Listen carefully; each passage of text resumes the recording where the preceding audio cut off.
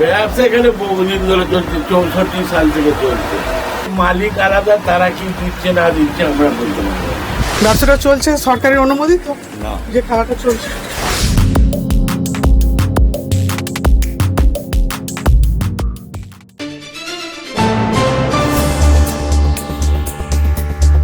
জাল লটারির সন্ধানের পাশাপাশি যত্রতত্র গজিয়ে ওঠা সাট্টা ও অনলাইন লটারির থেকেও পাড়ি দেন লটারি সংবাদের প্রতিনিধি দল।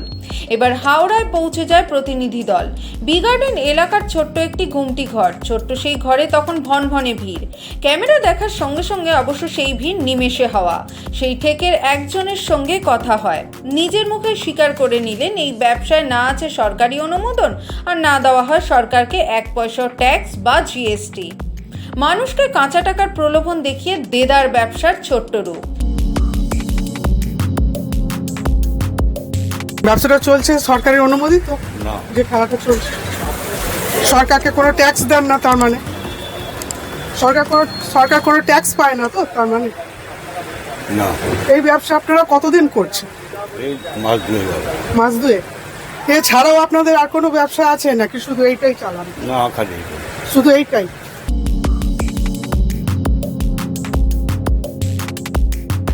পরের গন্তব্য হাওড়ার সাকরাইলের চাপাতলা এলাকায় এক সাট্টার ঠেক। সেখানেও একই চিত্র।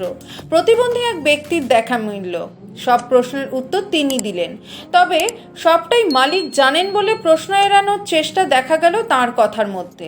সরকার আপনাকে অনুমোদন দিয়েছে এই ব্যবসার? আমরা তো কর্মচারী। ব্যবসা এখানে বহুদিন ধরে চলছে, 64 সাল থেকে চলছে। 64 থেকে এই ব্যবসা চলছে। সরকারকে না কোনো ট্যাক্স, সরকারের না কোনো নেই। সে মালিক আলাদা, তারা কি দিচ্ছে না দিচ্ছে আমরা বলতে পারবো না।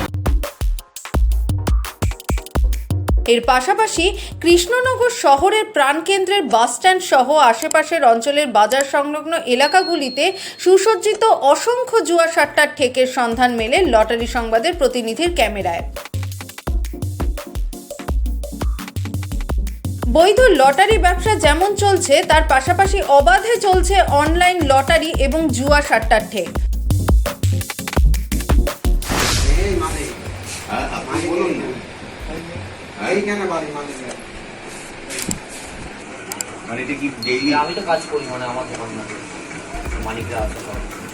অপরদিকে বৈধ লটারি ব্যবসায়ীদের মাথায় হাত। তাদের দাবি, এই জুয়া সাট্টার অনলাইনে দাপটে বৈধ লটারি বিক্রি কমে গিয়েছে, ফলে মার খাচ্ছে ব্যবসা। অনলাইন লটারি এবং জুয়া সাট্টার ঠেক কারবারিদের বিরুদ্ধে পুলিশকে ব্যবস্থা নেওয়ার অনুরোধ করছেন অধিকাংশ বৈধ লটারির টিকিট বিক্রেতারা। ব্যাঙের ছাতার মতো গজিয়ে ওঠা এই সাট্টার ব্যবসা কেন নির্মূল করা যাচ্ছে না, উঠছে প্রশ্ন। কিন্তু উত্তর নেই।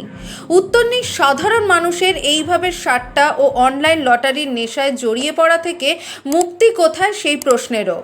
পুলিশ প্রশাসন নিজের মতো করে প্রচেষ্টা চালিয়ে যাচ্ছে বলে জানিয়েছে, তবে সেই চেষ্টা কতটা ফলপ্রসূ হচ্ছে সেই প্রশ্ন থেকেই যায়। ব্যুরো রিপোর্ট, লটারি সংবাদ।